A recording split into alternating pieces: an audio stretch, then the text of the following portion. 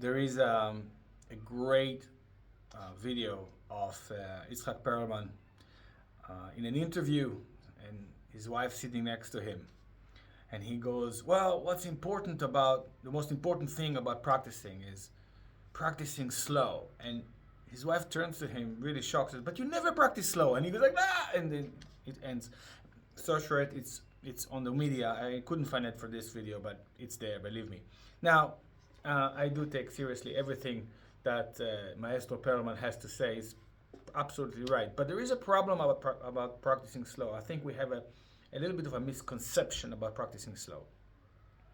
Because I think in the beginning, if we go and take a piece and we practice the beginning of it, for me, it is essential to reach the speed of the piece as soon as possible. And when I say as soon as possible, like every little piece I play from the piece of music, like every line. I take it from slow but straight to fast, so I can check out if the fingerings are working for me, if the bowings are working for me, if there is a problem in technique that I need to go and look at it like by myself. And I see many students who goes like, no, the first month or the first few weeks, I just practice slow. And they take it, what they mean slow is that they take it about 80% to 90%, and they kind of like go through the piece in kind of like a slow motion, stop whenever they want. And I think that is just doesn't give you the right answers quick enough. And we need to get from slow to fast as soon as possible. Now, in the beginning, when we're learning something, when we're studying something for the first time, obviously get the right notes is important, so you play it slow, even several times slow. That's not practicing slow.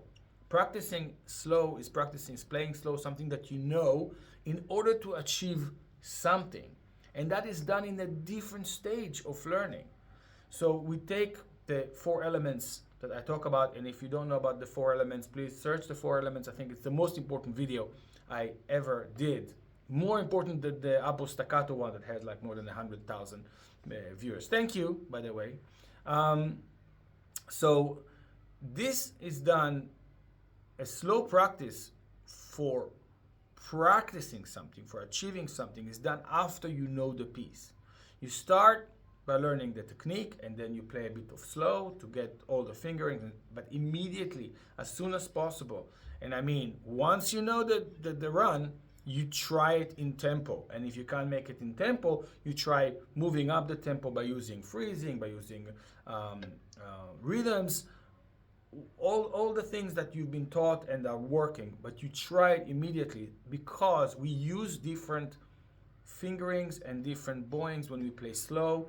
Some fingerings can work up to a certain tempo and are useless afterwards, so we need to check this out immediately. Now, once you learn this, you learn the piece, and it's done quite quickly, then you go like, right, now I want to figure out something.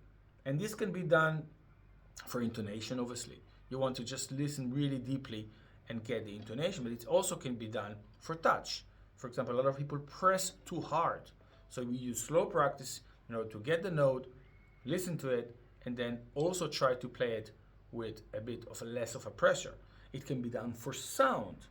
You can practice your vibrato if that vibrato is needed in that note, or you could get done by, we tried for action, to see how, if people are playing too high with their fingers and they want to check out that they're just absolutely right with the height of the fingers from the fingerboard.